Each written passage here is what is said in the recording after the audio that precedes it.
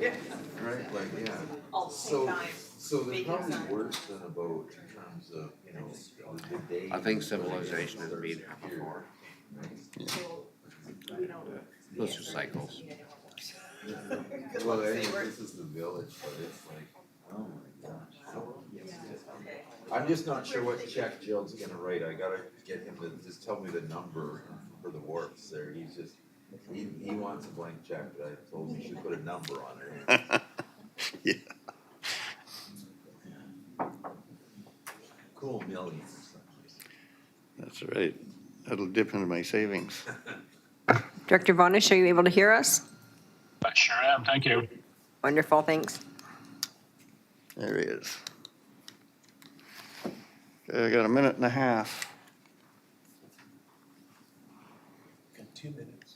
Do we? Oh, maybe you're right. I got my glasses on. Got my glasses on now, I can see.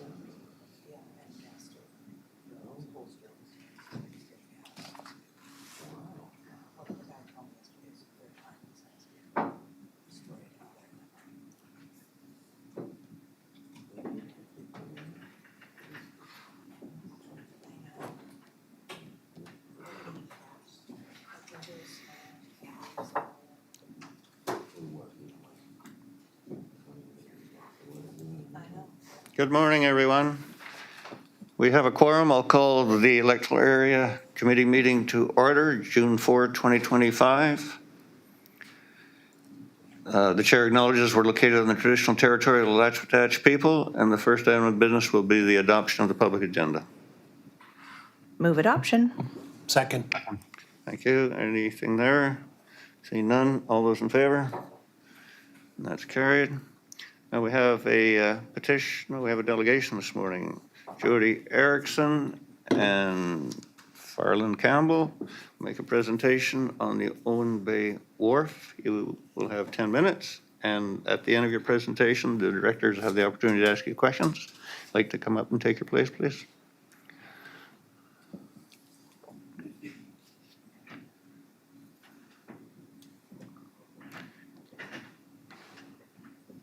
Go ahead. Hello, thank you. Oh, that's very loud. Thanks for having us. This is Jody Erickson and I'm Farland Campbell, and I'll leap right in. So page 1, scroll down to the image there, please. Hello. We are here from Owen Bay, Sonora Island. Owen Bay is a thriving community of 95 people, 45 year-round and 49 part-time residents. It consists of 80 properties, a public road, a public barge landing and boat ramp, and a government dock. The community was built around the dock, and for the majority of the properties, the government dock and barge landing is the only possible access to the outside world. Recently, we heard through the grapevine that the SRD was proceeding with a replacement and expansion of our government dock. We are a small community with no official community organizations, but we wrote a letter to the SRD regarding the community's long-standing concerns about the project, and 100% of the neighbors that were home that weekend signed the letter. Many of the concerns raised in that letter and further emails have not been addressed or even responded to. We are here today to ask for your help as a last-ditch attempt in getting our community's voice heard and making this $1 million project something our community can support. There has been a community in Owen Bay since the late 1800s. Until the 50s, it had a post office, school, sawmill, fuel dock, and large government dock. The community shrunk in the 50s, and in the early 1980s, the federal government downsized the dock to the one we have today, but kept the large water lot. At the same time, the community began growing, and this new dock became much too small. In 2014, the federal government decided to divest the dock to the SRD. As part of the divestiture process, the SRD applied for a new water lot lease that was just the size of the current much too small dock, and that would not allow the rebuilding of the larger dock. Page 2, or you can see there the original lease and then the dock as it is now. And then please go to page 2. The community spent 2 years campaigning for a larger dock for safety and accessibility issues. In 2016, the SRD agreed that a larger dock was needed and hired a consultant to design a dock expansion. The community provided input, but rather than put the dock back where it had been for several hundred years, or for 100 years along the shore, the consultant designed it sticking straight out, which created several issues, the most important being exposing the dock to winter storms and blocking off the barge landing. Despite these concerns, the lease was pushed through, and this is the one we still have today, approximately. Between 2016 and 2022, the community advocated for our concerns to be heard, and the design changed. This culminated in the SRD coming to meet with the community on the dock in 2022. So that was the 2016 rendition. We wrote, now bringing up, so that brings us to the current letters I will take you through. We wrote this letter on April 19th, on page 3, please. On April 19th to the SRD because we were surprised to hear through the grapevine that an entirely new dock plan was about to go out to tender that did not address many of our community's long-standing concerns, given that in 2022, Sheena Fisher wrote this. The revised concept with comments on design choices and constraints will be provided to the community. We have not yet received this. The letter states, we, the undersigned community of Owen Bay, respectfully request that these 4 criteria are incorporated into the design and creation of the new Owen Bay dock. 1, that the new dock is larger to accommodate the community's needs. 2, that any dock expansion does not make the barge landing approach narrower or harder to access. 3, if a brand new dock and pilings are constructed, that it be located in enough water so it does not dry up at low tide. 4, that the dock be designed to accommodate a longer ramp to provide better accessibility. So then scroll down through page 3 and 4 and 5. Those are all our community that we happened to get on the weekend. And then if you could go to page 9, please. Now I'll read Robin Mulwiney's and the SRD's response in part. I've spoken with SRD staff regarding the concerns expressed in the letter signed by many of your neighbors. Staff provided a few further insights. Regarding barge maneuverability, staff are grateful that you raised this as it hadn't been identified as a potential issue during the 2022 consultation. And this is our response. This is incorrect. In preparation for that 2022 meeting, Sheena Fisher wrote, and you can see here highlighted under the background, the 2018 design generated concerns about the orientation of the expanded float and the increased constraint it would place on the barge landing. And under the frequently asked questions, it said, what does a new design concept include? The design creates more space for the barge to maneuver between the float and the shallow area. SRD also wrote, staff have now met with 2 separate barge companies who've examined the adjusted plans and stated that the new design is indeed workable for their access to the barge landing. This is incorrect. The barge access is very tight. Maybe you could go to page 10, please. The barge access is very tight between the uncharted rock and the dock, and this new plan is making it worse. Recently, when a big barge owned by Inlet Navigation came to unload supplies, the skipper asked us to remove all the boats off the west side of the dock so he had room to maneuver the barge in. The boats he needed moved are where the dock is planned to be built. If you can scroll and see both the dock, the new dock design. Sorry, it kind of doesn't totally fit on the screen. When we showed the skipper the current design, the current dock plan, he said he wouldn't be able to bring the big barge in. He relayed this message to his office, and Daryl from Inlet Navigation left a message with Sheena Fisher on April 14th to tell her, but has not heard back. The big barge is an essential service, as not all supplies we need can come on the little barge. Items such as large items and gravel for our government road.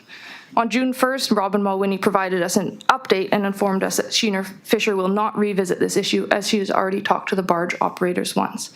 And then just see the photos to compare how close the barge goes to the dock to avoid the rock. noting that this is, in the photo, the drone photo, this is a small barge. The big barge is much larger. And then page 11, please. Regarding the dock drying up, the SRD wrote us this. Adjacent to the pilings in this low-depth area, the dock will be marked loading only to provide a space close to the ramp for loading and unloading. This does not fix the problem, as there needs to be water to be able to tie up the dock. Yeah, please scroll down to the photo. There needs to be water to be able to tie up.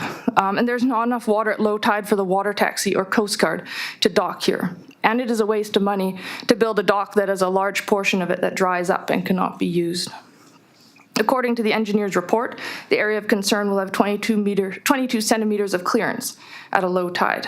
But I don't know, the photo speaks for itself there.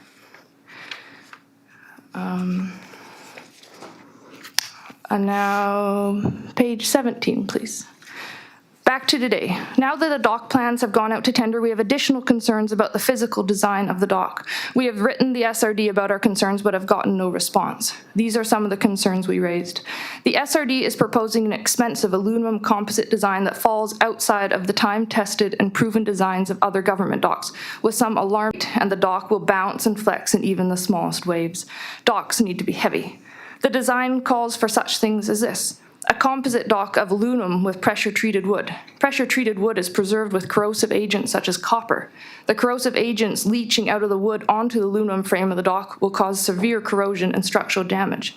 Google aluminum and pressure-treated wood if you don't believe us. This is an alarming design oversight. The design, if you go scroll down a little bit lower so we can see.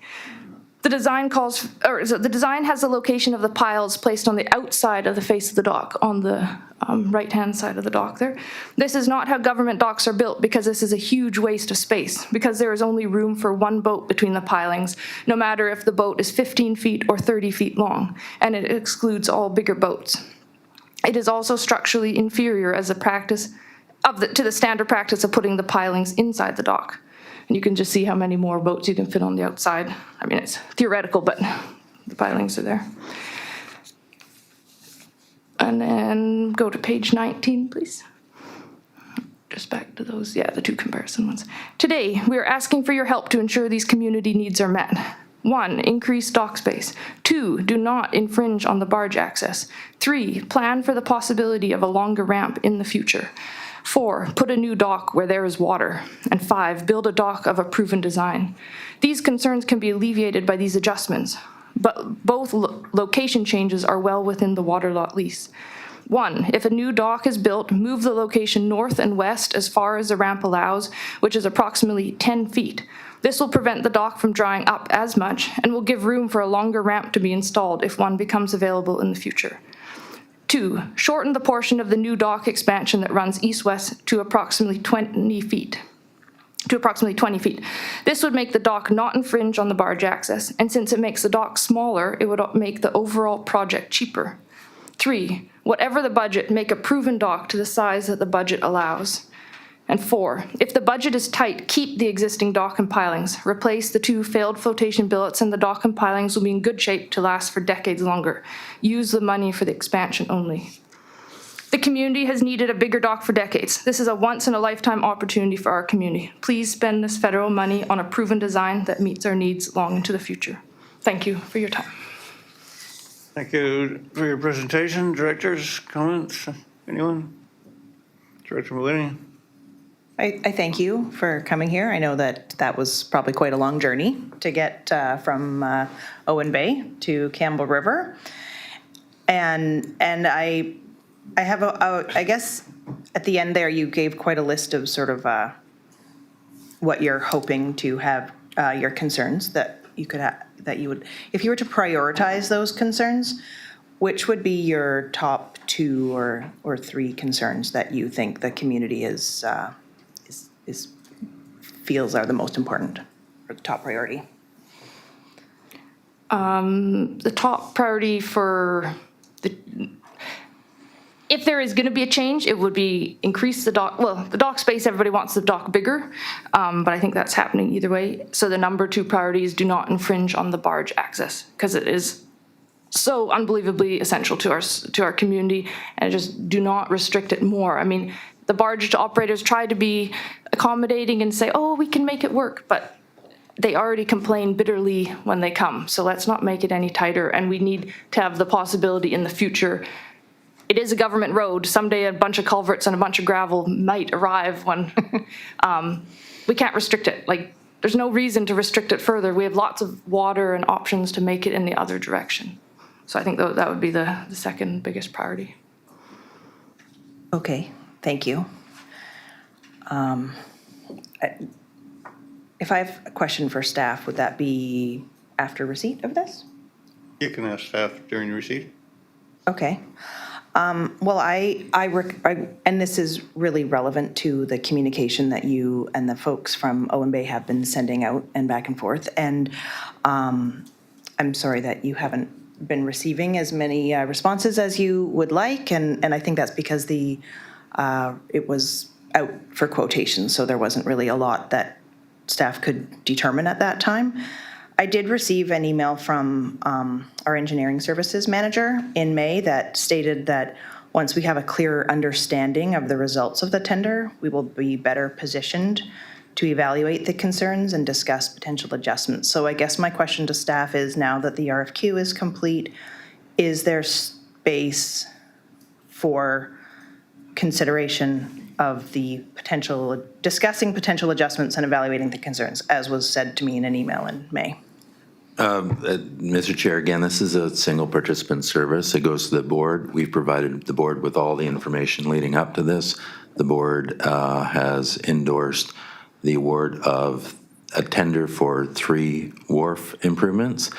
Any change implication will have a domino effect to those, and it would have to be supported by the board, and we would have to unwind the implications that any change would have. So if you make a resolution here, I'll have to go to the board because the board has endorsed the award of the contract. We have given an enormous amount of information to the board on the process and the wharves, and we have awarded the contract now. So any changes, you'll have to make a resolution, that'll go to the board, and we'll have to bring something back on the implications and consequences to the 3 wharves.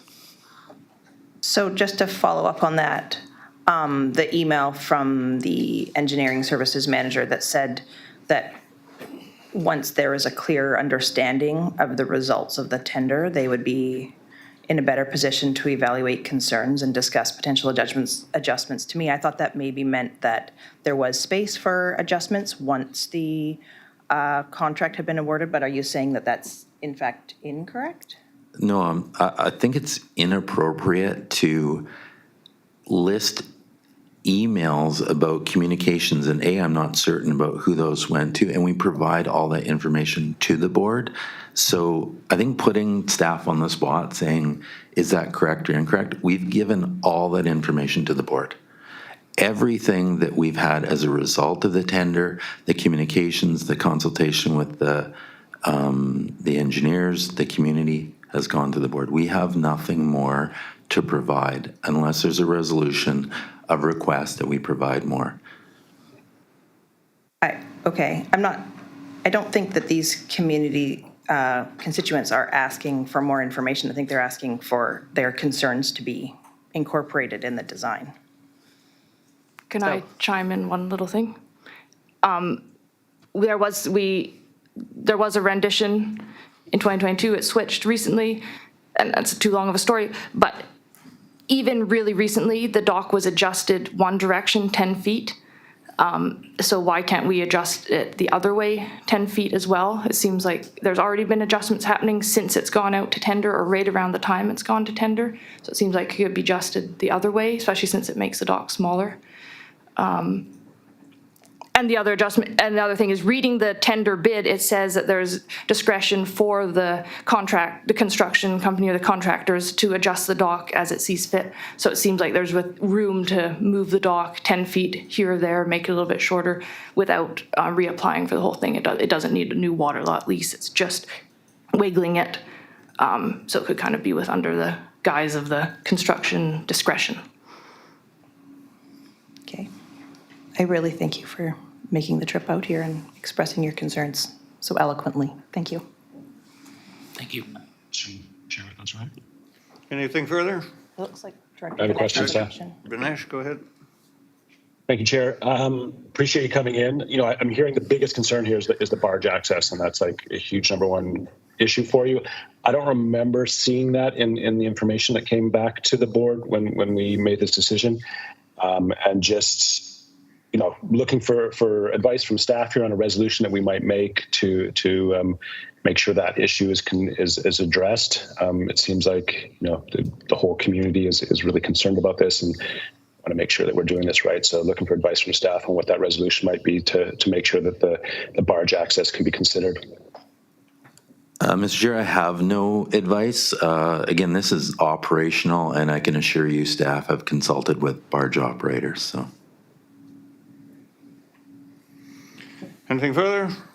Could we just publicly request that Sheena Fisher or staff, I don't know who it is exactly, talks again with the barge operators, because they are still tried to comment on the question of the bigger barge, not just the smaller barge, and I think that's an important differentiation to make between the small barge and the big barge. They're very different, so if that could be followed up on. Mr. Chair, this is again a single participant service. Staff take direction from resolutions from the board. We have communicated with the community. We have consultation. We have communicated with the barge operators. So if there's further direction, it needs to come from the board. Okay, anything further? Yeah, I could make a motion. Happy to make a motion. Okay, well, let's receive the Yeah. presentation and then you can make a motion. So need a motion for receipt of the presentation. Move receipt of the delegation. Second. Thank you. All those in favor? And that's carried. And your motion, Director Vanesh? Well, if Director Marwini already had one lined up, I'm happy to give her that space. I'm not sure if my motion, well, how about I say what I was going to say, and then we can see if we can collaborate, Director Vanesh. I was going to move that engineering staff incorporate the concerns of Owen Bay residents into the new wharf as possible and update the Owen Bay community on this process. Yeah, I'm happy with that. I'll second that. So if I can, Mr. Chair, Gosh. if the motion like that goes to the board, I am going to instruct the board that we have a marine engineering consultant hired, and it is highly unusual that we would incorporate community direction in a professionally engineered design of a facility. So just a heads up that the report will come of how unusual that would be for us and how unlikely it will be that the engineering consultant will make changes that do not meet what they deem their, professional direction. Like that, consultants aren't doing that. Like, there will be marine engineers and they will have academic education, credentials, and past experience, and that's where the design will come from. And it will be highly unusual and very unlikely that an engineer is going to amend their design based on community direction. Director Marwini? Thank you, Chair. Well, I don't think that this motion is asking the engineering staff to make changes to engineered designs. In fact, as far as I recall from the tender process, there are designs and there aren't engineered plans, and having the plans engineered is part of the RFQ that we, as the board, just supported at the last board meeting. So I do believe that some of the concerns that are being outlined here today specifically are about either shortening the dock by 10 feet so that the large barge can access it, or shifting something by 10 feet. Those to me, as a non-engineer, don't sound like very specific engineering challenges where we were talking about like weights and flotation and things like that. So I'm prepared to move forward with this motion, and the only thing I would like to maybe do is amend it to include something about the of large barge access.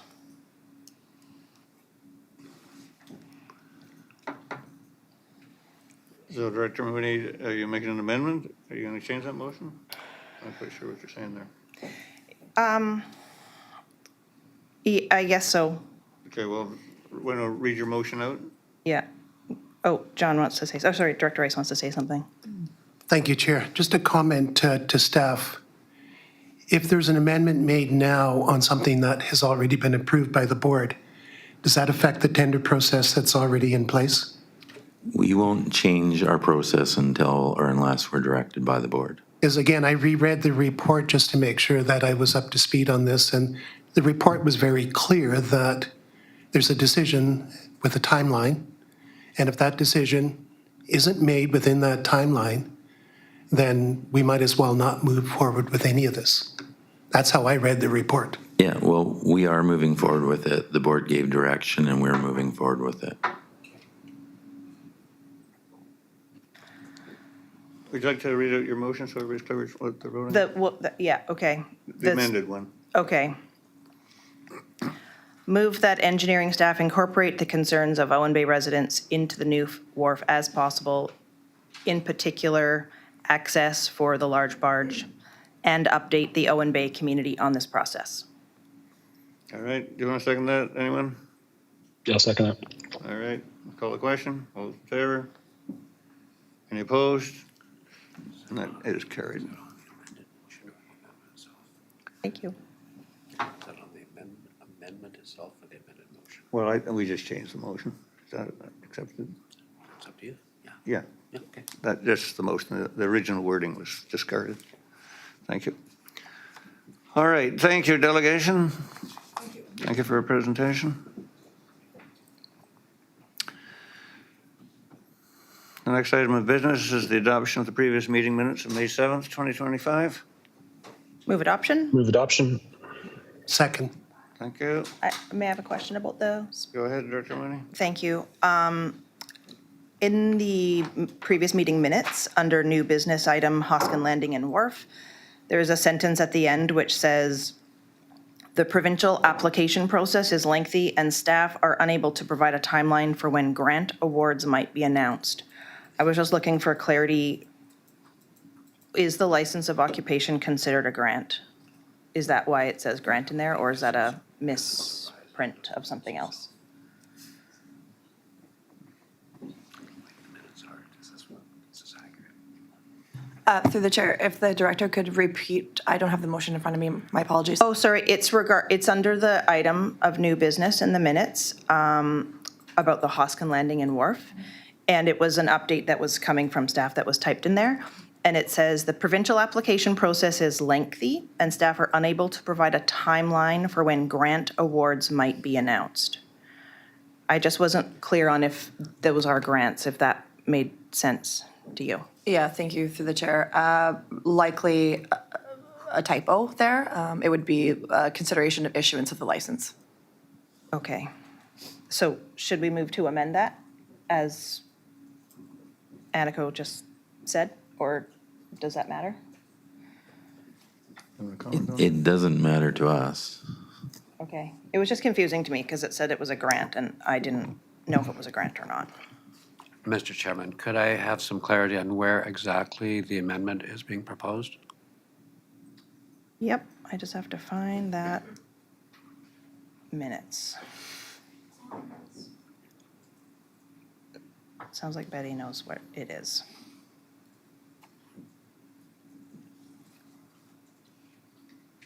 Betty has it over on the screen. Second paragraph.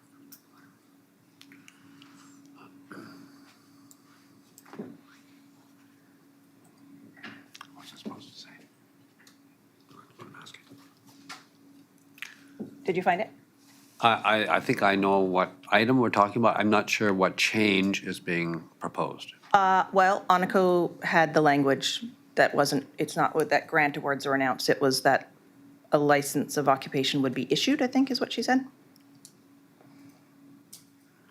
Mr. Chairman, the minutes currently read, staff anticipate having the application ready for submission within next month. The provincial application process is lengthy, and staff are currently unable to provide a timeline for when grant awards may be announced. Is that the part that's on debate? And I'm not sure what the change is. That they're not grants.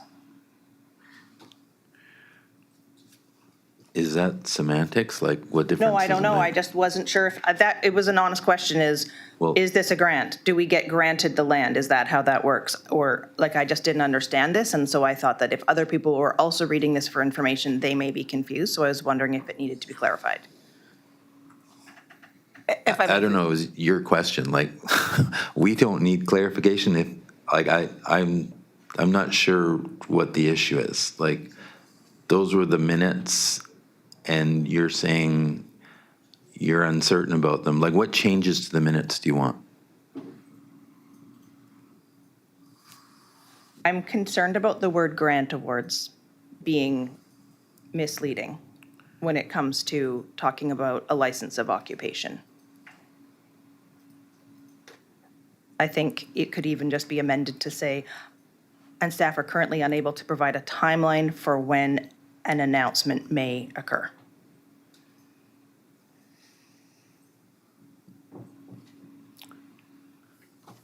We can certainly make that change if that's what the committee wants. Absolutely. Do you need a motion for it, Tom? Well, I think I have the wording. I just Alright. need clarity on what exactly the change proposed was, because I wasn't sure, so. If Through the that's- chair, if I may assist here, I think what might be simpler for the director is if it simply said, we are, as staff, we're unable to provide a timeline for when the license may be issued or considered, perhaps considered is a better term here, because we don't know necessarily that it'll be issued. Thank you. We good? That's great, thank you. Okay, on adoption. Sorry. All those in favor? That's carried. Business arising, anything there? Seeing none? No public considerations, notices, motion, or chair's reports. We're on to staff reports. Number 1, environmentally sensitive areas, electoral area D. Director Rice? I'd like to move option A, that the report from the, Yeah, go ahead, sorry. that the report from the Chief Administration Officer be received. Second. Thank you. Any discussion? Planning staff can speak to this. Thank you through the chair to the directors. So the purpose of this report is to seek the committee's recommendation for the issuance of an environmentally sensitive area and hazard lands development permit to allow for the demolition of an existing single-family dwelling, detached garage, and shed at 3711 Drive, Shoreline Drive in Electoral Area D, and the construction of a new single-family dwelling in compliance with relevant bylaws. The proposed development activities are located within the 30 meters of the Georgia Straits natural boundary and within a designated flood hazard area. As such, the Oyster Bay Buttle Lake Official Community Plan bylaw requires a development permit before a demolition permit and building permit may be obtained. The proposed development adheres to zoning regulations under bylaw number 1404 and is outside the 15-meter floodplain setback as per the floodplain management bylaw. Supporting documentation includes a geotechnical assessment, biophysical assessment, stormwater management plan, and stormwater sewerage system review. These reports confirm the site's suitability for development and provide construction and environmental protection recommendations. Prior to the issuance of a demolition and building permit, the applicant will be required to register a Section 219 covenant against the property to comply with geotechnical recommendations. This application meets all policy and regulatory requirements, and staff support issuance of the DP with the condition that the geotechnical report be registered on title via covenant. Thank you. Thank you. Anything from directors on receipt? All those in favor? That's carried. Director Rice. I'd like to move item B, that the committee recommend approval of the development permit DB 2D25, Vay Watkins, as attached to the June 4th, 2025 report. Second. Discussion? All those in favor? It's carried.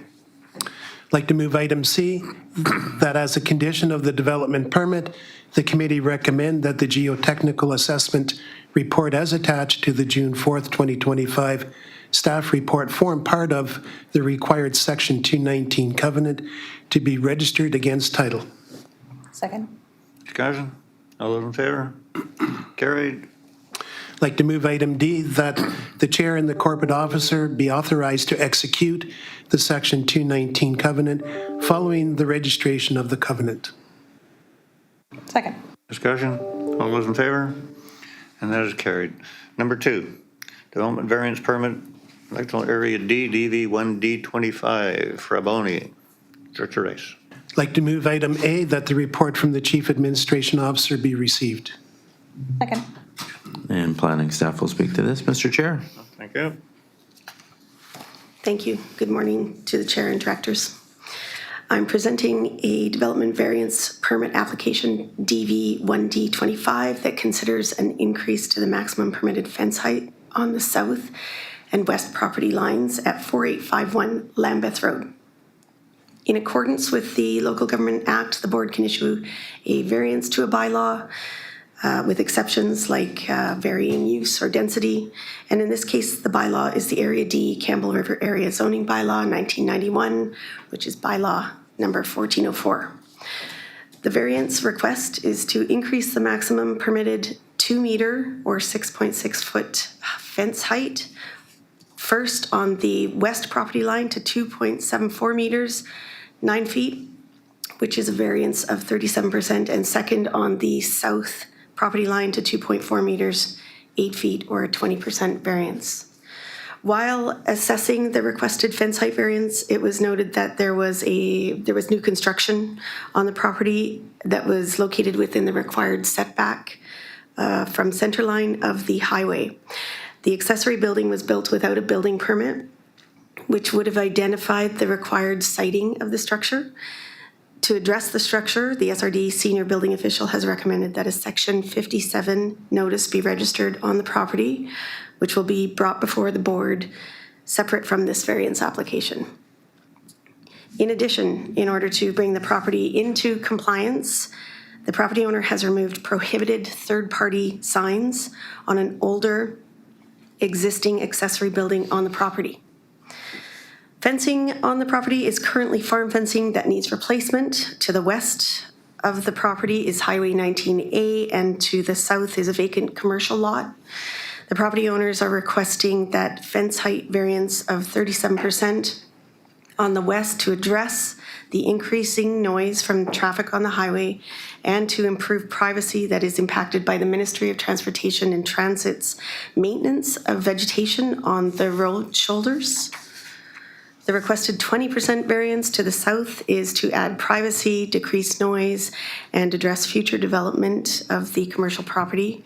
When the commercial property is developed in the future, fencing with vegetative screening in the landscape treatment that is not less than 2 meters is anticipated. The application received a positive recommendation from the Advisory Planning Commission on February 5th, 2025. As shown in the Citizen Public Relations Implications section of the report. And the variance permit application is recommended for approval as the impact to neighboring properties would be minimal. In addition, the property owner has worked with staff to bring the property into compliance through this application process and will address the non-compliant building structure through the Section 57 registered on title. Thank you. Thank you. Anything from the directors? Director Mooney? Thank you. I had a couple of quick questions. I noticed that there was some concerns about signage on the sides of the building, and I was curious if the rules for signage are similar across all the electoral areas, and if they are, if you could outline what the limits or the regulations are. Thank you for the question through the chair. I don't have the zoning bylaws for all electoral areas in front of me. If they are included, it will be in the general provisions under prohibited signs. In this case, in Area D, third-party signs of any type are not permitted on any parcel or structure. And just as a follow-up, what would happen if the new fence that we are considering a variance for ends up with signage attached to it? Thank you, through the chair. That would be considered a bylaw infraction, so non-compliant, and we would deal with that through complaints on a complaint basis. Right, okay, thanks. Call the question on receipt. All those in favor? That's carried. Director Rice. I'd like to move item B, that the committee recommend that the development variance permit DV 1D25 at 4851 Lambeth Road, as presented in the staff report dated June 4th, 2025, be approved. Second. Discussion. All those in favor? It's carried. Number 3, request for subdivision frontage relief, electoral area A. And area is in favor of all of this. Will someone move receipt, please? Move receipt of the report from the CAO. Do you have a seconder? Second. Thank you, Director Rice. Planning staff can speak to this. Thank you. Thank you again. I'm presenting the report to consider frontage relief application associated with the subdivision application 00615A23 for one lot, which is Lot 4, within a 6-lot subdivision on Cottonwood Road in Electoral Area A. In accordance with the Local Government Act, the SRD can exempt a property from the minimum frontage requirement of 10%. The parent parcel is a total of 6.2 hectares or 40 acres in area, and the proposed Lot 4 is 3.75 hectares or 9.2 acres. The frontage proposed is 54.48 meters, linear meters, which is 6.5% of the lot perimeter. The large rural lot maintains access and egress within the 54 meters of frontage, and therefore a recommendation for approval has been given. Thank you. Thank you. Anything from directors? On receipt, all those in favor? That's carried. A motion, please. Director Mooney. I will move that the committee recommend that with reference to section 5122 of the Local Government Act, the board approve frontage relief for proposed Lot 4 of application 00615A23 Cottonwood Road from the required 10% to 6.5%, as shown on the plan of subdivision attached to the staff report dated May 28th, 2025. Second. Thank you. Discussion, all those in favor? That is carried. Number 4, Area C, official community plan, project update for receipt. Move receipt of the report. A seconder, please. Need a seconder on this. Second. Thank you, I'll second it. Director Vinesh. And I believe Andy will speak to this. Thank you to the committee through the chair. This report is to provide an update on the Area C OCP review project as we're continuing to work on phase 2, being the community engagement phase. We don't have all that much to report on this month as we're just continuing to schedule and hold focus groups with community organizations. From the initial invitations, we held 5 meetings and now have, last time I checked, 4 more scheduled coming up. For those we haven't heard from yet, we're sending follow-up invitations out in the next week or so. And we're also starting to look at going back out to the outer islands for a meeting focused on local specific objectives and ideas out there. So we're hoping to do that sometime soon. The dates are yet to be set. And lastly, we're planning to better promote options that remote residents have for community engagement. Just want to make sure everyone knows that my phone line is open for OCP discussions, as is the planning email inbox. Maybe not everyone is aware of that option for individuals, so just want to ensure that the residents who want to share their input know that they have a flexible way of doing so. Lastly, we're still working on the context summary, hoping to get that more designed and less wordy. So it's a bit more convenient for the public to read. So we'll hopefully be sharing that publicly soon. Thank you. Anything from Director Mooney? Thank you for the report. I really appreciate the monthly updates. It's really great. There were 2 items that you just mentioned and that are also as bulleted items in the next steps. One of them was that you're working on a more focused topic-specific meeting for the Outer Islands. And I was curious if, and it says June in the chart. I wasn't sure if that meant you were scheduling it in June or you were scheduling it in June for a future date. It was hopeful in June, but we'll have it scheduled in June. Right. We will determine a date. I think if I could just add some clarity to that. Staff are working diligently to try to get out to the Outer Islands communities prior to the summer. Excuse me, knowing that summertime is very busy for the community. So we had proposed a couple dates, but we did hear back from the community that it would be better received in later in the summer in August. So we were actually planning on heading out in June, but provided the feedback, we will be revisiting those dates for later in the summer as requested by the community. So although I know the director technically likes us to avoid the summer, this is a request that has come back to us from the community. So that is what we are looking for later this summer. Okay, well, I'm happy to hear that you're following the community's lead. That's great. And I think you might have just clarified something for me, Annie, because you said that you were looking on ways to, in the report it says, in promoting engagement options for rural individuals, but I think you just said remote when you were describing it. So are you thinking, like, is that like for folks that are on the outer islands or in the inlets or somewhere like Green Point or Rapids or something like that? Is that, you're not thinking, when you use the word rural, you weren't thinking Quadra? I just wanted to clarify that. Just better promoting that anyone who doesn't regularly come into town can still email or phone us to provide their input. So better advertising those options. Okay. And I just have one other question, and it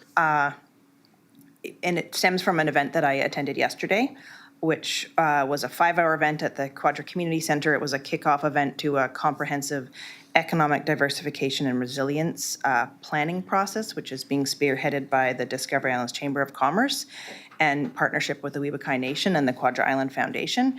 There was 80 people in attendance. There were leaders in all areas of the community, which included business owners of every sort, as well as representation from nonprofits. And I'm raising it because a lot of the work that was done there was in small groups, and they were talking about community strengths, community values, areas of gaps, and they're producing a report within 2 weeks. This is going to be a 2-year project, but they're producing a report on the first section of this. And I was wondering if there would be any opportunity to incorporate this report, this findings of these community, this work that's being done in the community, to incorporate that into the OCP process, just because there already are, people providing a lot of feedback on things. And it really, if you read the press release about this whole project, they say that the project really closely aligns with the Area C Integrated Community Sustainability Plan. So I was hoping that there might be able to be some cross-pollination of the information between that and the OCP, but I was just looking for your feedback on that. Thank you through the chair to the director. I think certainly if there's information of relevance to this process, we would review that information and highlight that as part of our upcoming consultation sessions.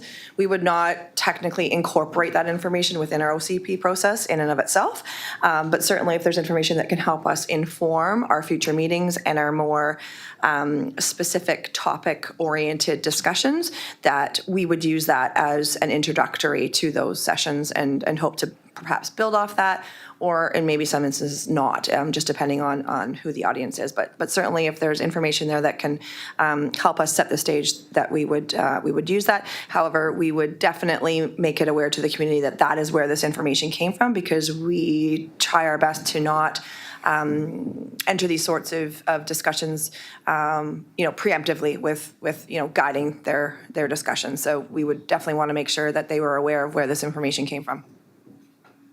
Great. Okay. Well, I will forward on the report when I receive it, so you can take a look at it. Anything further on receipt? Call the question. All those in favor? That's carried. Number 5, service contracts for Blinken Memorial Park and Quadra Island Community Center for receipt. Move receipt. Second. And I believe Meredith will speak to this. Thank you through the chair. So this report before you is to consider recommending that the regional district continue its contract with the Quadra Island Recreation Society for the continued maintenance and provision of recreation services at Quadra Island Community Center and the maintenance of the lands and trails comprising Blinken Park. We currently have a lease agreement with the QRS to support the provision of recreation services. We've had that agreement in place since 1999, and that builds on a long-standing provision of service over Blanken Park that Quadra Island Recreation Society has provided. Over the years, it has become pretty clear that the existing lease agreement is inadequate to cover the full range of services provided by QRS and to provide the necessary clarity on the roles and responsibilities of each party. The two proposed service agreements would replace the existing lease agreement and address those shortcomings. The new service model gives the SRD board greater flexibility to support a broader array of QIRS activities. For example, as a service contract not bound to a physical site, the board may fund off-site events that may not be covered under the current lease agreement. It also allows the QIRS to be nimble in their programming and adapt to emerging interests and opportunities that may be better suited to other locations, such as indoor hockey, which is currently held at the Quadra Elementary School gym. Additionally, as a service provider rather than a tenant, the QIRS may be eligible for coverage under the SRD's insurance plan as an associate member. This may eliminate the need for the QIRS to obtain supplemental insurance and is expected to reduce insurance costs paid through requisition taxes. For these reasons, recommendations in support of proceeding with the proposed service agreements are offered for the board's consideration. Thank you. Directors? I have a Director question. Winnie, go ahead. Thank you. I was curious about a couple of things about this contract, and I'm curious if the QIRS board has seen this contract, and are they comfortable with moving forward with this? We have met with the QIRS board to discuss the move to the service model, which they support, as well as to share kind of the key terms from this, well, from both contracts, including like the scope and the timing and those things that would affect how it operates. If the board supports this contract in its full, then it will be shared as it stands with the QRS for their consideration and execution. Okay, and I have a question based on an email that I received from the QIRS board or somebody on the board probably about a month ago, and they had shared that they had offered some whereas clauses that they were hoping to be included in the contract, and I don't see those there. So is there reasoning for that?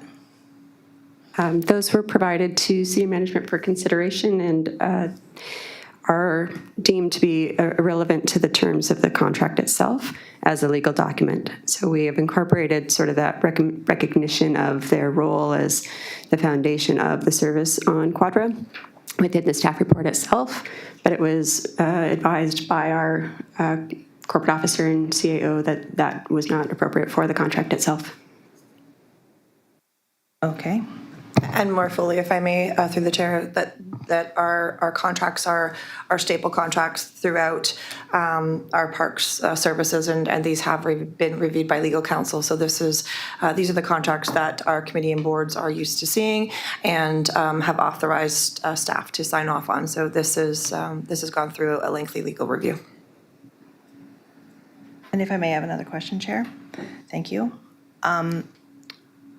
One of the concerns that I heard previously when I've met with Rec Society board members is they're hoping for a more lengthy term because they felt like a 5-year contract, which sort of expires every 5 years and then is renewed. They don't necessarily have a lot of line of sight on knowing if they can continue as usual, you know?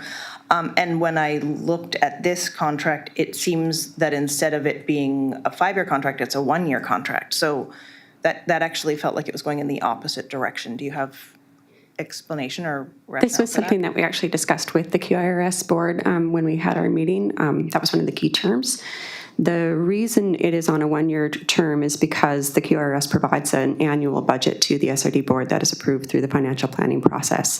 So the intent with this is to give us an annual opportunity to update the value of this contract and any other service provision that may be required within. So it's embedding the annual service contract within that budgetary process. So it actually gives us, speaking to that nimble nature of what is funded through it and what they're, and that was actually supported in that management meeting with QIRS. Okay, so, but that it doesn't give them any sort of like long-term planning possibility because they can only really work 1 year at a time, is that correct? Only insofar as the contract itself renews on an annual basis, but it doesn't need to be executed annually. Unless the parties wish to terminate it, it continues on an ongoing basis. And through the budgetary process, that wouldn't change because we are currently looking for a five-year budget process, and that would continue. Okay, thank you. Chair, I would be interested in moving to defer this report until next month so that I have a chance to check in with the QRS and make sure that they're comfortable with this contract before we go to all the trouble of sending it through the board and then to them, and if they don't like it, then we're going to have to start at the square zero anyway, right? Maybe yes, maybe no. These are contracts and agreements. These are what we'll provide as staff's and legal counsel's recommendations. You're not always going to get complete agreement in every detail of the contract, as there's some items in there that QIRS would like in. This is staff's recommendation of what's in the best interest of the regional district. So you may go back and they may not think this is the oil painting that they wanted, but we have been meeting for months and months and months. It is very unlikely that any input from them would change our recommendation in the agreement here. I mean, we have been meeting for a long time. We've been partners for a long time. And if there are things that they still do not care for in here, that is not necessarily going to change our recommendation. This will stand as our recommendation to the board. If the board wants to make changes to that, they can do that, but our recommendation is unlikely going to change. This is a contract and agreement that we negotiate and vet through legal. And again, you're not always going to align on everything within it, but this is our recommendation. And I think, if I may, Mr. Chair, just to add to that and to reiterate what Meredith has already shared with the committee, the details of the contracts have been shared and reviewed by QRS's board. The only components of the contract that have maybe not been shared in their entirety is the staple contract itself, which again, like we had provided earlier, is our base contract as provided through legal counsel. So I think what's most important here is that the scope of both the parks contract and the community center contract have been discussed, reviewed, and supported by the QRS board. Thank you. Director Mooney, let's receive this and then you can make your motion afterwards, whatever you want. Anything further? Seeing none on receipt then, all those in favor? That's carried. And you have a subsequent, Director Mooney? I would like to move deferral of this report for 1 month or to the next Electoral Area Services Committee meeting. Do I have a seconder? Second that. All right, on deferral, all those in favor? And any opposed? None opposed, that is carried. Thank you. Moving on, number 6. Electoral Area D Animal Control Service, Director Rags, please. I'd like to move that the report from the Chief Administration Officer be received. Second. Did you second that, Director Mooney? I did. Thank you. I believe Aniko can speak to this. Thank you, through the chair. So this report before you is in response to, I guess, actually a couple discussions that have occurred either during the financial planning process or following EASCs and supported by the board to revisit the Electoral Area D Animal Control Service and how that service is currently being provided to the regional district and the level of service delivery that's included to our constituents. This animal control service has been provided through a contract with the City of Campbell River for many, many, many years. However, up until this year was then subcontracted to Coastal Animal Control for the provision of this service.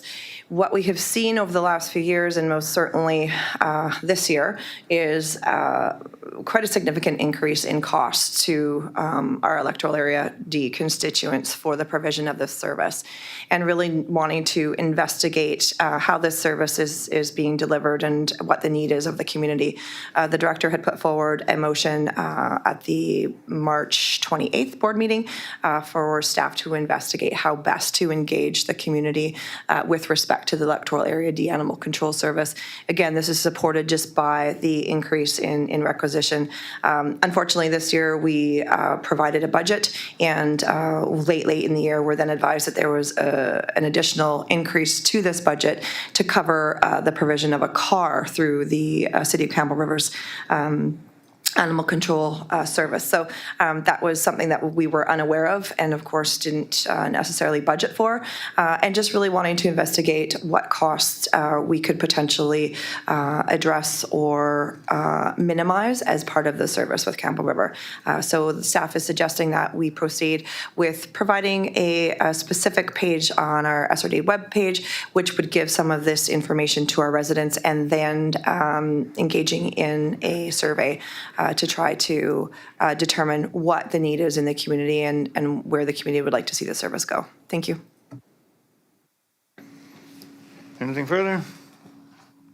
Director Rice? Thank you, Chair. Thank you for this. Been waiting patiently. My first question is, if this goes out to a website, what kind of timelines are we looking for the website, the web page to be up and running, and how long are you going to run it for? Thank you through the chair.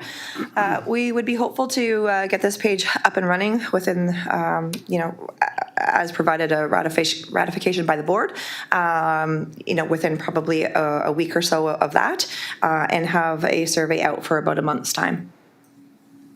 Okay. Is there any possibility to run the survey a couple of times? I'm just thinking that through the summer months, there's a lot of people coming and going. It might be good to have one survey soon and another one maybe in September. Through the chair, we could certainly do that, or we could just leave the survey open throughout the summer, through early September, and just send out reminders through the project page that it's still open for the public's consideration. Okay, thank you. And one more question. Is the City of Campbell River going to provide any details as to what is the service they're currently providing? Thank you, through the chair. It has been somewhat difficult to obtain specific details with respect to the service. Certainly, we will continue to reach out to the city to try to get more detailed factual information regarding how the service is currently being run. Following the City of Campbell River taking over the service from Coastal Animal Control, I have not received any information as to how they have taken over the service. So I am unaware of what their patrol schedule is. I don't know how often they're visiting our parks. We have yet to receive any statistics. The only thing I have most recently seen is a number of tickets that have been issued by Coastal Animal Control for dogs at large and that sort of thing.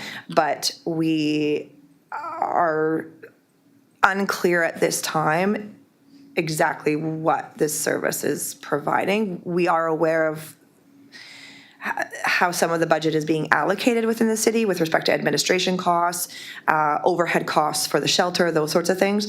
And so that will be something that we're hoping to outline as part of this process as well, as an information out to the community, so that they're aware of what's currently happening and perhaps how this service could be delivered differently. Thank you for those comments. And just one more follow-up. again, I'm just sitting, in the director's seat wondering, how come the city doesn't communicate with us? Give you a prime example. I was quite taken back that there was a Facebook group that was created for the animal control services, and yet how come residents of Area D don't know about that? Those kinds of things. And there just seems to be a better way of delivering the service, so I'm hoping that some of those details will come out so that people can actually make an informed decision. I do know that when I had my town hall this year, people were saying to discontinue the service. So let's make sure that we have a good survey so we can figure out what are we going to do with it. That's my comments. Thank you. On receipt, call the question. All those in favor? That's carried. The motion, Director Rice. I'd like to move item B, that the committee recommend that the regional district proceed with an electoral area D animal control survey to gauge interest in the provision of the service and the level of service delivery desired by the area residents. Second that. Discussion? All those in favor? Carried. All right, number 7, Planning and Parks Initiatives Project Update for Receipt. Move receipt? Second. Thank you. And planning staff can speak to this. Excuse me. Thank you, through the chair. What you'll see before you here today is our best attempt at providing an update on most, close to all, I guess, but most of the key projects and initiatives that currently both parks and planning are working on or have recently completed. You will see a number of completed topics here, only because it has been a bit of time since we provided our last update. So we just really wanted to close off the last update and be able to remove those items from our project list. So the report before you starts with our key long-range planning projects. Currently, we do have a number of items, like I said, that are completed. We are nearing completion for the Cortez Island zoning bylaw. We have the DCC's and ACC's policy considerations in progress, as well as the planning procedures and fees bylaw. Consideration for business license implementation, which is something that was a directive through the most recent housing legislation. So a report will be coming forward to the Electoral Area Services Committee sometime this summer, just for consideration of that. We are working on our floodplain management bylaw and have a project that is assisting with that. We are working diligently on our Area C OCP project, just like Annie had just updated you on. So there's a number of things that are currently happening throughout the summer to help make progress on that. We've actually also started our electoral area D zoning bylaw review. So just very, very preliminary, but looking at what that bylaw currently looks like and those sort of legislative changes and the like that are needed prior to coming back to the community to provide them information as to how the zoning bylaw needs to be reflective of their most recently approved official community plan, which has been very well received by the community, and then making any significant or not significant changes as related to that, and making sure that the zoning bylaw, which is quite historic, is up to date with current legislation. That's about it for planning at this time. With not considering some of the other more minor projects. We do have some long-range parks projects as well listed in the report. You'll see the Area B active transportation plan, the Area D parks and trails and active transportation plan, Area C parks and master plan, which is kind of on the books but not, that's to be determined. And then we're clearing off the Area C transportation plan, which was omitted during the last financial plan session. So those are the long-range projects we're working on in parks right now, parks planning, kind of a hybrid, and hoping to have some of those completed, or will have some of those completed prior to the end of the summer. We just also wanted to update you. It was stated as part of the financial planning process, but the Cayucot Hall design, that project has been canceled. We were unable to meet the requirements of the funder, and of course we are proceeding with the Surge Narrows Marine Infrastructure Project. So we are in final detailed engineering design right now. yeah, I think the March 2026 end date is likely not something that we're going to be hitting at this time. But anyways, that's just something that's on the books right now and hoping to commence work soon. There was also the Hoskin Wharf, which we're happy to state was just completed May 30th. So that design has been done. It's been installed. We are looking at a couple of follow-up items as part of that project, just to ensure that it's meeting the needs of the community. So there's a few back and forth with our consultants on that, but it is installed and it is operating, and we have had some positive feedback, so that's great. Granite Bay Wharf refurbishment and Lincoln Playground, those are more long-range projects, and we are currently working on those and proceeding with those, and we'll be able to give further updates, but those are in the very, very early stages of project initiation. We also have some infrastructure projects which are currently underway. Super happy to say that the Hagel Park drainage and washroom upgrade, which is down in your amenities section, are underway. So that's fantastic. Works are currently happening there, and I'm hopeful that that will be completed by the end of the summer. So we'll have a new washroom for that facility, which again has been very, very well received by the community. Middle notch fence replacement, that's on the go. We have our condition assessment for the Quadra Island Community Hall. We're just trying to retain a consultant right now, so we've been doing our preliminary works on that, hoping that will be done shortly. We have the Carrington Pit toilet replacement. That's should be underway sometime early fall. And then there's a number of projects here that are just currently on the list that we are yet to address. So that's the Granite Bay Shoreline, Evans Bay Wharf, and Granite Bay boat ramp improvements. Lastly, there are some amenity improvements. I've already spoken about the Hagel Park washroom upgrade. We have the Salmon Point Trailhead. We are currently working with a consultant right now to try to ascertain a better alignment for the trail, to try to either realign it in some respects or elevate it so that it is accessible through the winter season when it currently floods. So we do have a couple very, very preliminary designs that we have just received and are currently reviewing and having discussions with our consultant about that. Again, also preliminary works on the Story Creek Trail and Hagel Greenway. More work has really just occurred on the Story Creek Trail. So we do have some preliminary designs for that we are currently reviewing. Happy to say that the Hoskin application has been submitted, so it's in. We'll wait to see what we hear back from them. Again, I really can't say as to how long this will be with the province, but we've met all of the requirements and the application is in, so that's fantastic. Hanks Beach expansion, we're currently working on that. Beach accesses for Quadra, obviously this is always ongoing. We have had most recently our permits issued from Mott. The Bull Point and Ferry Road, we have approval to sign and do the minor works. It says completed, it's not completed, but we are just working on issuing that to a consultant. So that should be completed shortly. And we've also most recently completed our site inspections and outlined the requirements for Huntley, Hyacinth Bay, Radon, and Orion sites as well. And the Q Cove Trail System, this is always an ongoing thing. We do have some budget, but needing probably further budget to expand on that project within Q Cove. Thank you.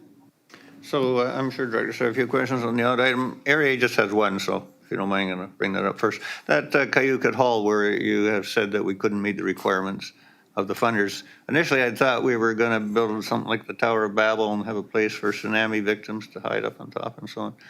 And when you say canceled, do you mean permanently forever canceled, or you just mean we're looking for more funding? I can speak to that through the chair, thank you.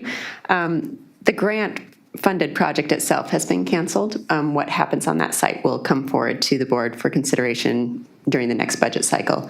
Ultimately, what as part of that grant project, we were doing condition assessments of the building, and it became very clear that the building itself would not support the structure that was being proposed, but could not be remedied under the terms of the grant. So we canceled that grant, and we'll come back for a different. Okay, so the project isn't dead. That's correct, Kind yeah. of postponed. Okay, thank you. Mr. Chair, this is kind of random, but on that subject, do we own that building? Yes, we do. Okay. We've had some interest from somebody wanting to buy it. That is interesting. All right, directors? Anyone have Question, anything? Chair. I have a question, Okay, Chair. we'll start with you, Director Vinish. Thank you, Chair. Just a few things. One is the business license implementation considerations. Is this something that other electoral areas are considering? I'm just curious around. Remind me of the details of this. Thank you, through the chair to the director. So as, this has come up but a number of months ago, along with all of the other considerations that you had to give with respect to the most recent legislation. So as part of the most recent bills, regional districts now have the ability to issue business licensing, which we have not had previously.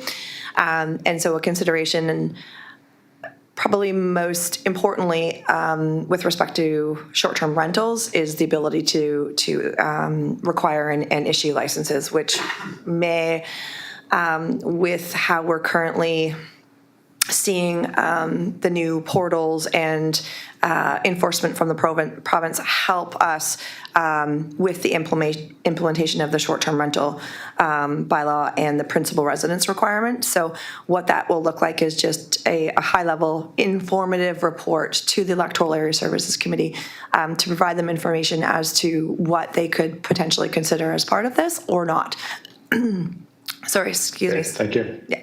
That's good enough. Thank you. I appreciate that. And then just my other questions: the Cortez project, the Karen Key Pit toilet, and the Hanks Beach parking expansion. Just curious as to whether you're going to be using local contractors for that, or if that's an effort that's being made. Thank you, through the chair.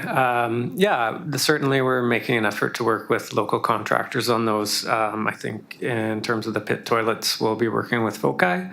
And Sam and Alex on that, and then we'll probably look for some local contractors on the parking expansion as well. Great, thank you. Director Mawhinney. Thank you, Chair. It's really great to see the list of all the projects that have been completed in the last year. I was wanting to sort of just talk about the shoreline accesses as listed here, phase 1 or phase 2 and 3, it says, I think. And you just mentioned something about a consultant doing some of the minor works. Did I hear that correctly? And is that an on-island consultant? Is it a consultant that's installing signage, or are they building the trails? And then I do have a follow-up on the other piece. Thank you, through the chair. Yes, all of the above. Okay, great. That makes it easy. And then my question for you have a list here of other Hyacinth Bay Road and Radon Road and Orion, that you've done site inspections and you've determined what the improvements are that need to be made. And I was curious if is that list of work like publicly accessible, or I guess really what I'm wondering is there a plan in place to inquire about community volunteerism to help support I don't know what kind of works need to be done, but I know we have a pretty active trails committee, and I'm wondering if they've been considered for asking if they would like to help support the construction of those accesses. Thank you, through the chair. The reason why we've proceeded with Bull Point and Ferry Road is because the works are very minor in nature and something that are more, readily addressable with the current budget that we have. More significant improvements are required for the others. We have in the past gone out to the Trails Committee, to work with them and have some cooperation with them with respect to volunteerism. Super difficult, though, on some of these beach accesses and just the requirements for risk and liability and insurance and all of those things. But certainly we do explore those options with the Trails Committee where we can.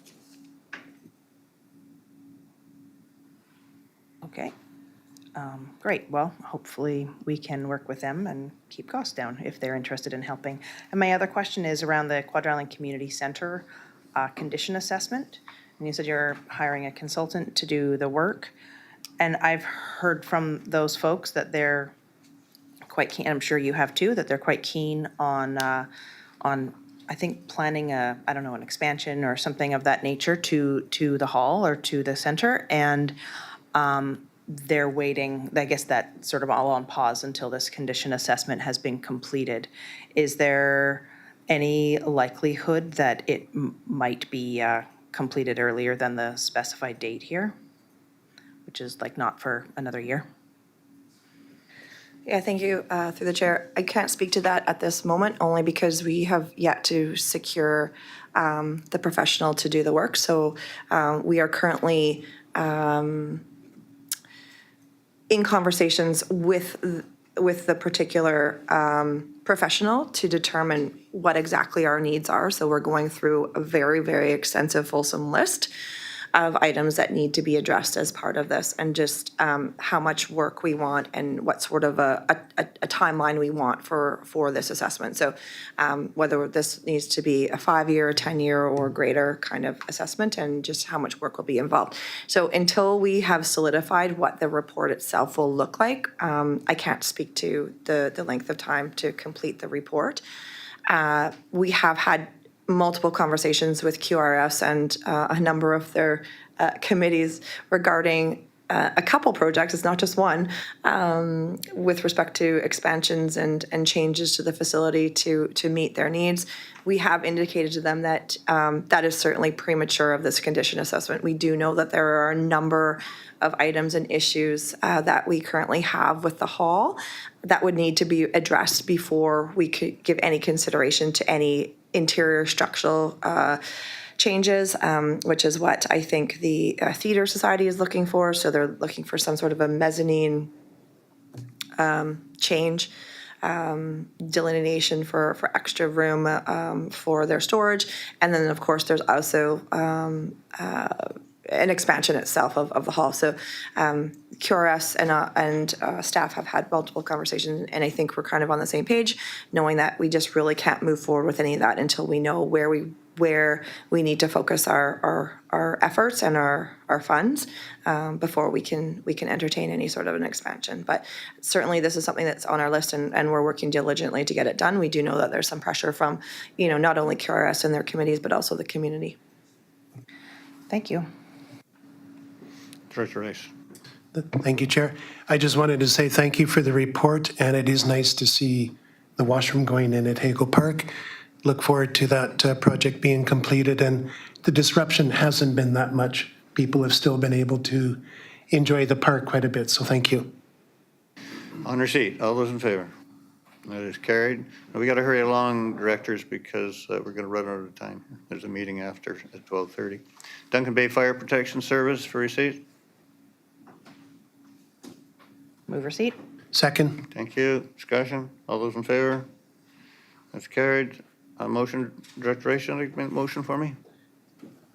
Thank you, Chair. I'd like to move that the committee recommend that the board proceed with that the committee recommend that amendment bylaw be prepared to increase the annual requisition limit for the Duncan Bay Fire Protection Service, and that the approval of the electorals for the amendment bylaw be authorized to be obtained through a petition process. Thank you. Got a seconder? Second. Thank you. Just a quick question for staff. Did we do an informal survey of these guys? Yeah, and they were, we went back to the residents, informed them of the increased cost, and they were supportive of it. Thank you. Call the question. All those in favor? That's carried. Number 9, Electoral RD Wood Debris Removal Service, Director Rice. I'd like to move item A, that the report from the Chief Administration Officer be received. Second. Okay, discussion. Director Rice.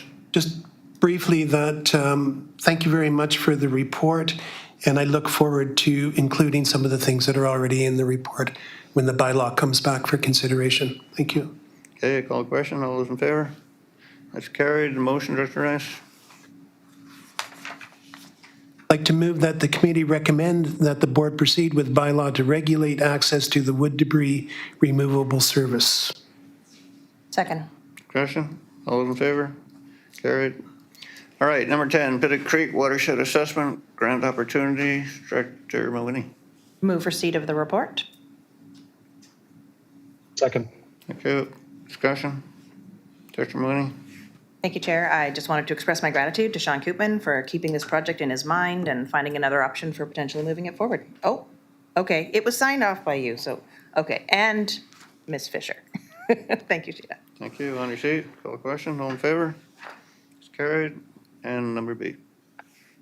Oh, number B, okay. That the committee recommend that an application to the 2025 Disaster Resiliency and Innovation Fund Grant Program be submitted to undertake the Pittock Creek Watershed Assessment, and that the regional district commit to overall management of the grant if the application is successful.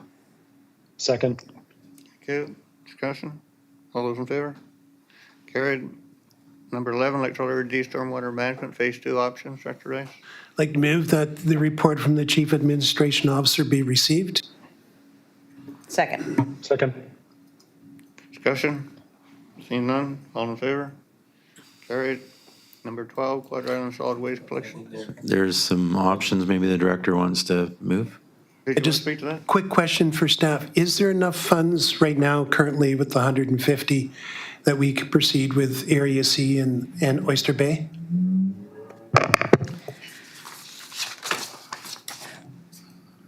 Thank you through the chair to the directors. I will just have to pull up the report here to confirm. So we can fund up to a $1.8 million construction project, or we have enough. The $150,000 is adequate enough to fund the detailed design for up to a $1.8 million construction project.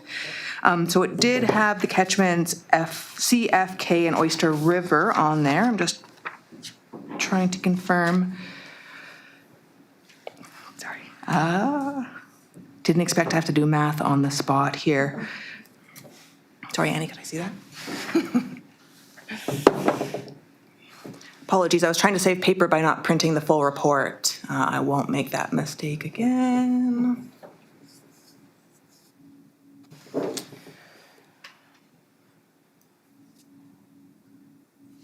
Sorry, Director, the catchments you were interested in were F and Oyster River, is that correct? C. C and Oyster River? Yes.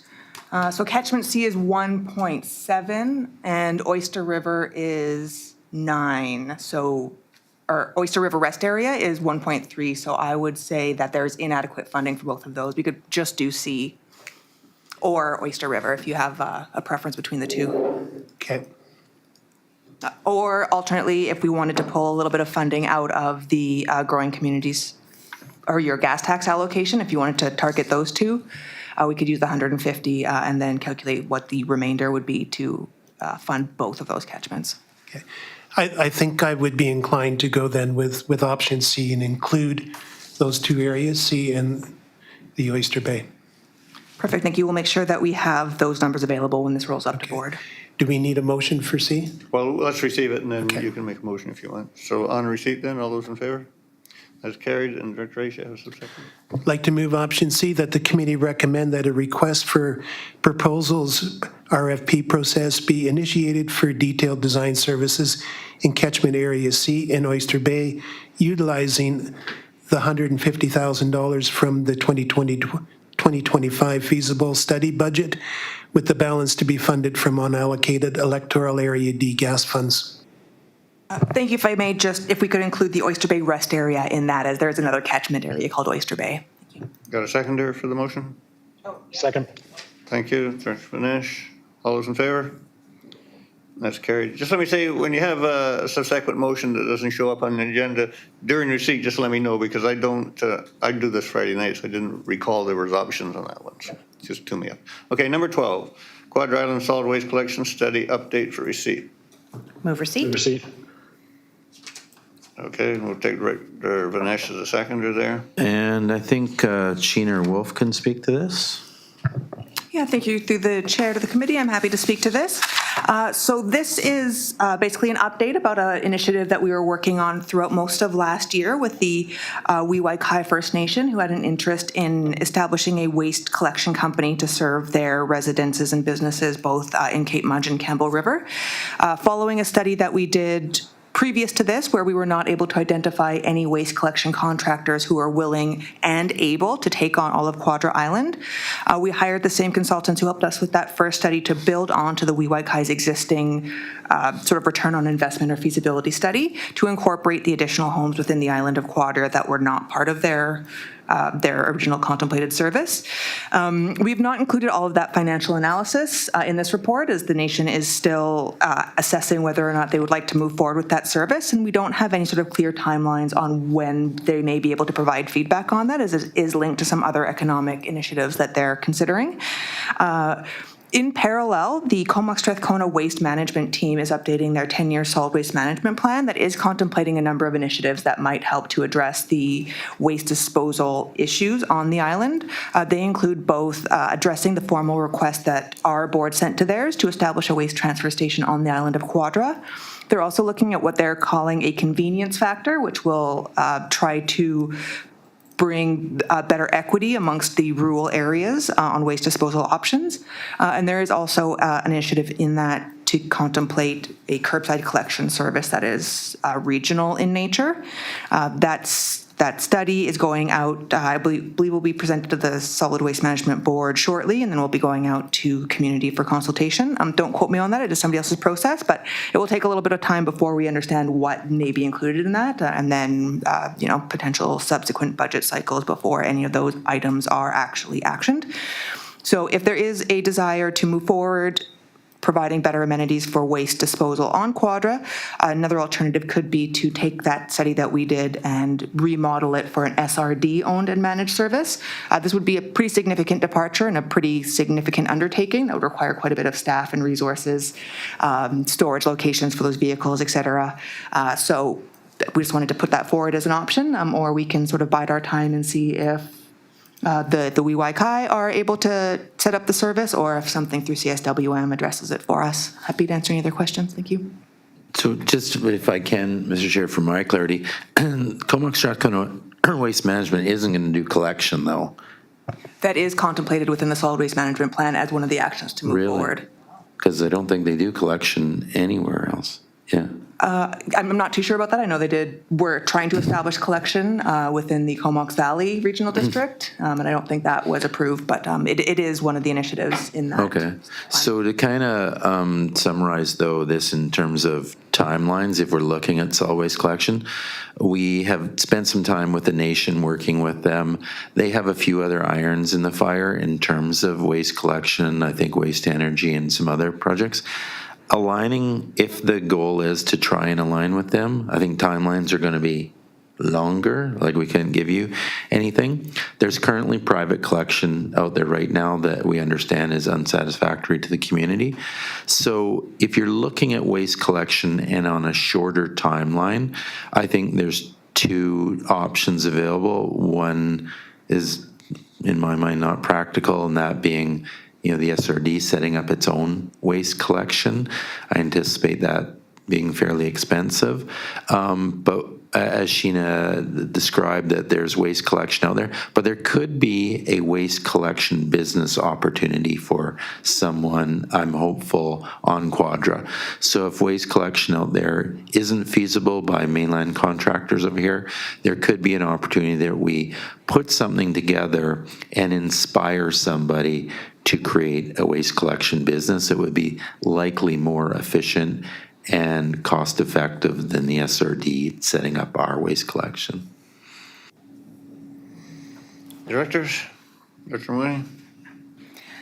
Thank you for the report, and it's great to see that we are continuing to focus on this topic. And I thank you, Sheena, for explaining, because one of my questions was, I felt like in your report there was like a hint that CSWM might be considering a solid waste collection service, and I wasn't privy to that information yet. So you've kind of confirmed that that is something that they're considering. That's interesting. So I'm definitely in favor of option A. Do you have a idea about when the solid waste management plan will be completed? I want to say that it's going out for public consultation throughout the summer and then will be brought back to the board, the Solid Waste Management Board. I believe it then has to go through a process with the ministry before it can be adopted. So in speaking with some of the management staff there was an indication that any approved action items probably wouldn't be really wholesomely considered until I want to say their 2027 budget. The 2026 budget may address some of the, I'll call them low-hanging fruit or more accessible options, but any sort of larger things I believe we'll have a lot longer lead time on that, but that is all with the big caveat of I don't have notes in front of me and into somebody else's process, so all of those dates could be slightly inaccurate. Okay, great. Okay, well, I think that option A is really the most responsible or like proper way to go at this point, because I think one of the things we have to remember is that as a board, we've also made a motion and asked CSWM to consider a transfer station on Quadra Island. And I think, to the CAO's point, that if we had if having a non-island contractor do the work, if we had a transfer station on Quadra, that would really make things so much easier. So I would like to move option A, and I was wondering about. We got to do our receipt first. Okay, I have a question for the CAO about that. I was wondering about modifying it with maybe a 7 or 8 month timeline for staff to review and report back on updates. Is that reasonable to add to that? Yeah, I think that's good, because otherwise, if we just rest on this motion, but there's nothing wrong with it, but it could just go on for an eternity, right? Because we have no timelines with the Webukai. And not to be pessimistic, but the CSWM looking at collection next 6 months. So I think it's good to put something in there to bring back for review or update in 6 months, because it's fairly likely nothing will happen. And if people want waste collection to be addressed, then we'll have to look at something else. Okay. Well, I will, following receipt, I would like to move option A with a slight modification, Chair. All right. Call the question on receipt. All those in favor? None opposed, that's carried. And move your option then. I'll move that the committee recommend that the regional district proceed with option A from the May 28th, 2025 staff report on a solid waste collection service for Quadra Island, and that staff report back to EASC in 8 months, to review and report back on updates in 8 months. Does that sound all right? Dr. Vanessa seconded it. All those in favor? It's carried. Number 13, engineering services, initiatives, and project update for receipt.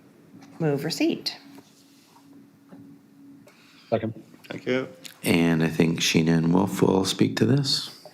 In light of time considerations, I'm wondering if it would be appropriate for the directors to identify any particular projects they would like updates on, or if I should just roll through the entire list. Can I just get a time check? Are we trying to finish by 12? Is that our mission here, or Yes. do we have some? That's our mission. Yeah.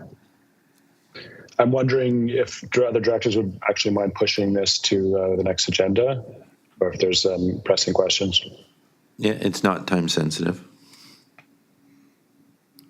Make a deferral. I'm fine with motion if that. you want. Was that a deferral? I'll move to defer engineering services initiatives and project update to the next EASC meeting.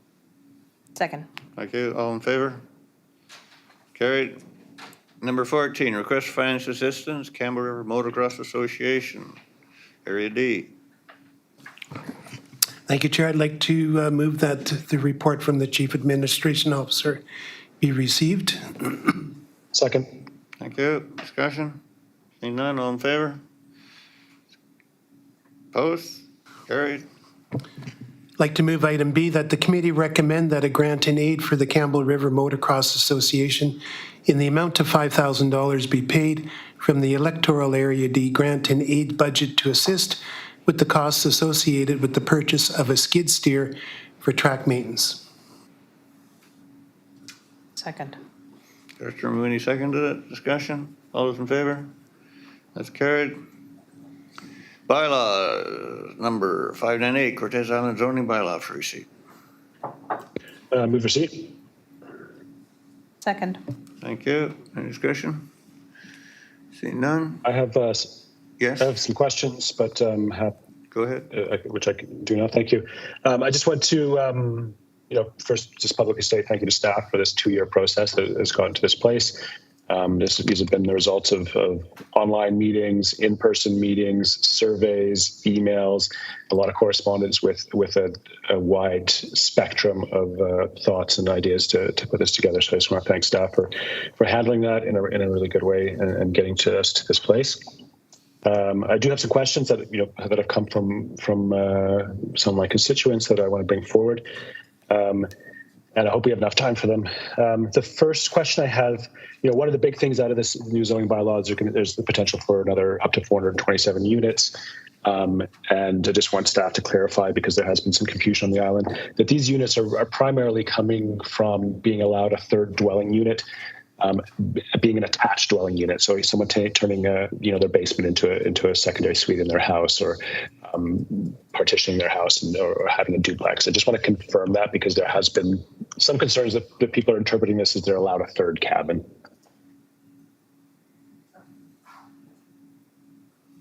That's correct. If staff can speak.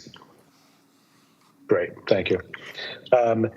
And a few other questions. One on the community housing and services 1 zoning. I think this is a significant move forward in being able to create more affordable housing on Cortez. And obviously it fits for the Rainbow Ridge property, the larger property. And I just want to confirm, if the Housing Society, let's say, has a 3-acre property, they're allowed to densify. If they successfully applied for this zoning, they would be allowed to densify within the constraints of the zoning bylaw. Otherwise, I see it just has maximum 35 units, and just wanting some clarity there. Through the chair, if maybe just a bit of clarity there, Director Vanesh, you're assuming here that this would be a completely separate parcel of land that's not currently zoned, that zone? Yeah, this would be like another piece of property that the Housing Society buys. Let's say it's 3 acres, it's got 2 houses on it. They want to put 4 more tiny homes on it. I want to make sure that this zoning applies to more than just Rainbow Ridge. Through the chair, yes, it does apply, or would apply to any property that would be zoned this. I'm just not certain on the density provisions as per lot size. Perhaps Annie has that readily available. So certainly if someone was to apply for the zone, the same provisions would apply, provided they had the density required. So Annie's just quickly looking that up. Thank you. Yeah, just want to, if someone buys a 3-acre piece of property, they're not going to put 35 units on it. Just want to make sure that we do have some clarity there, and that we're not just limiting this zone to the Rainbow Ridge land. But I'll move on while Annie's looking that up. Cannabis, if we can just sort of summarize cannabis, what the changes in cannabis are between the first zoning bylaw and the proposed draft. Thank you, while Annie is looking at that. Yeah, certainly the lot size requirement seems to apply. So if someone met that minimum 1 hectare minimum lot size requirement of that new zone, they would have the ability to densify as per that particular zone. Okay, thank you. Do you want to add something, Annie?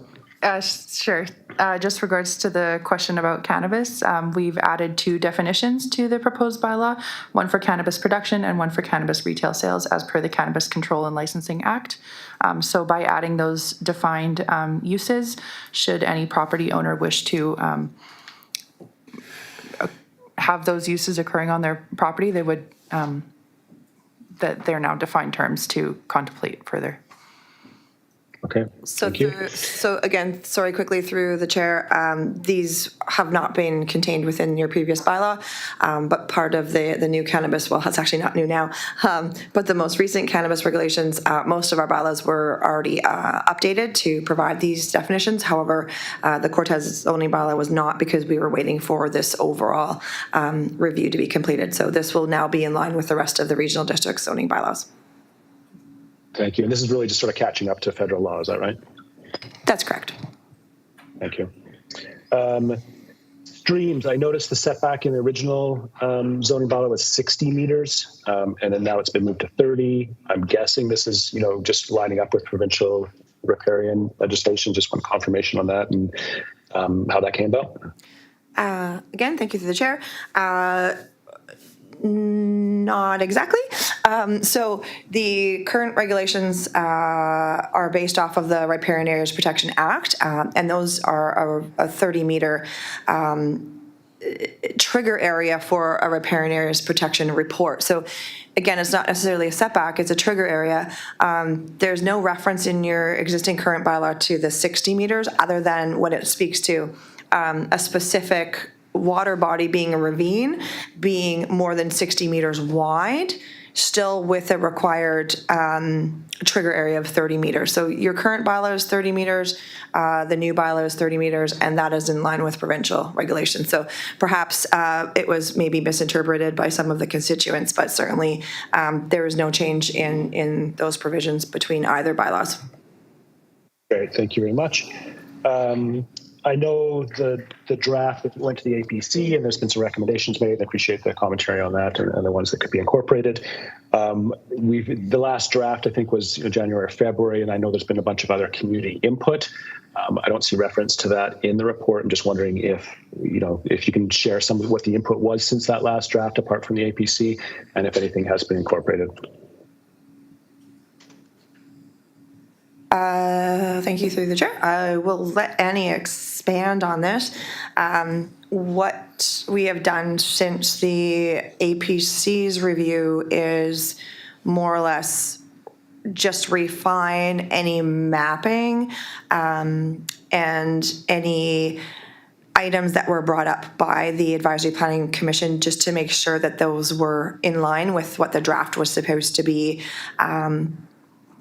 as provided through consultation. So as far as I'm concerned, we have not inputted any additional changes to any text since the committee has last seen it, other than a couple changes that were that came about through the APC's review, and again, just refinement of the mapping to ensure that it was in line with our provincial requirements for the zoning bylaw to be compliant with the official committee plan. Annie says that she doesn't have anything further, so. Okay, great. Thank you both. Lastly, I think the community hasn't understood that part of this zoning bylaw review process has been that actual properties are getting their zoning changed, and that we're trying to sort of catch the OCP up to the zoning, and we're actually changing people's zoning on their properties without them having to go through a application process. And I'm wondering if you could just comment on that. And I'd just love to know how many properties are actually having their zoning changed through this draft. Thank you through the chair to the director. So again, I can appreciate how this bylaw review process is challenging for the community to potentially wrap their heads around.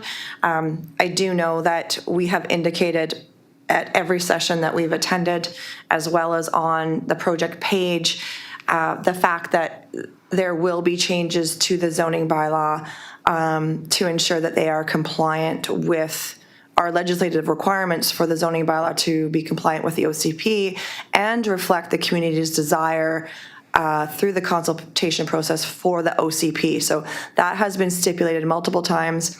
It is on our project page. I think we shared that with you last evening.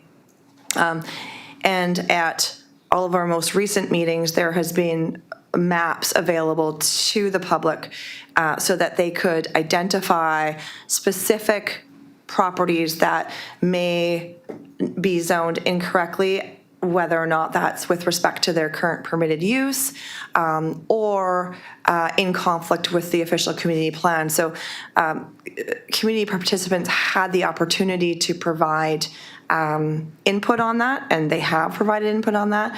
We have shared those changes up to until today, where we have seen those discrepancies between what may be happening on the land or the density that's provided or land uses that are included in, say, a commercial zone that really are better suited for a tourist commercial zone. So we did make some changes to the service commercial zones and the tourist commercial zones so that people were very clear as to what a neighboring property owner would be permitted to do. Overall, through this process, there was 28 properties that, 21. Thank you to the committee through the chair. Overall, 18 properties went from rural 1 to rural residential 1 to align with their OCP designation of rural residential. And another 2 lots went from rural residential 1 to residential 1, again, in order to align with their OCP designation of residential. And so you're saying only 20 properties on Cortez are having their zoning changed? As part to align with the OCP, yes. And some of those are partial. Some of those are because there was split designations and split zones, so really to clean up the zoning bylaw. Okay, so are there any properties that are changing from forestry to residential?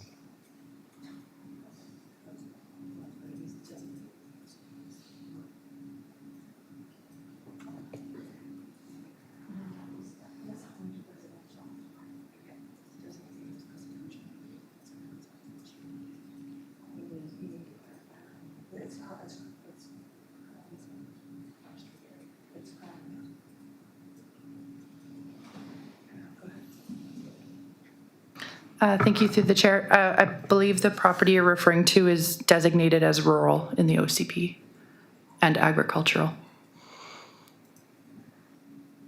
Okay, sorry, just to clarify.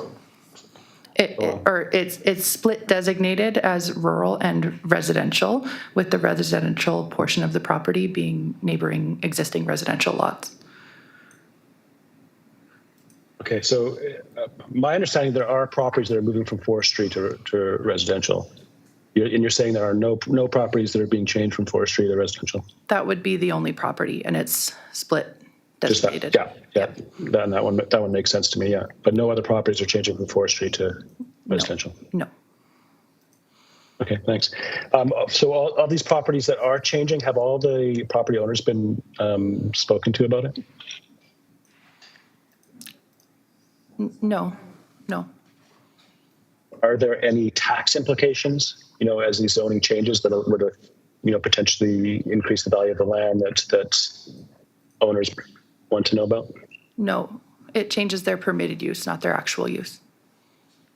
Right, but permitted use can affect land value. No. Okay. Thank you. I'm wondering if it would be possible to, because it is difficult looking at different maps and trying to understand actually what these changes are, if it'd be possible. And normally when someone goes through a zoning change process, there's quite a lengthy process with people, communities informed. And I'm wondering if would they be able to provide a list of the properties that are changing from one zone to another zone, so there's transparency with the community on these changes? Thank you to the chair. And this has been a very lengthy process with the community, very much involved and transparency throughout this process. So I just would really like to be clear to the community that, this has happened in a public and open session with those mapping amendments being made available to the community on the project page.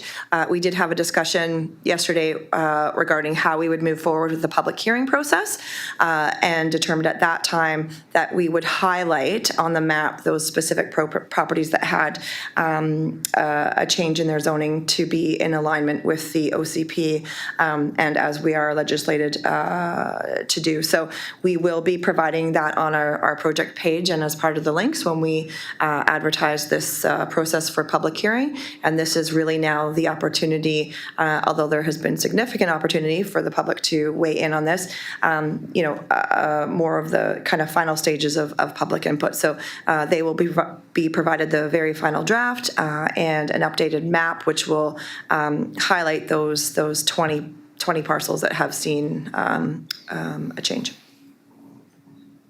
Thanks very much.